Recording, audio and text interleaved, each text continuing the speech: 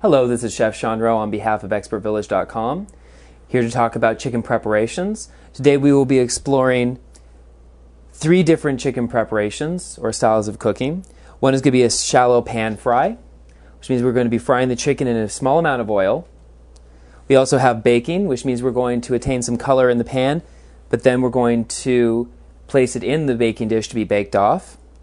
We're going to be talking about deep frying using a canola oil, which is a vegetable-based oil.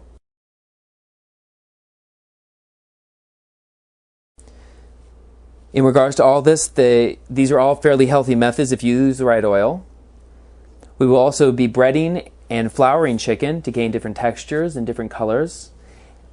And I will be walking you through all these different cooking preparations so that you can be efficient and knowledgeable when you are doing that in your own home.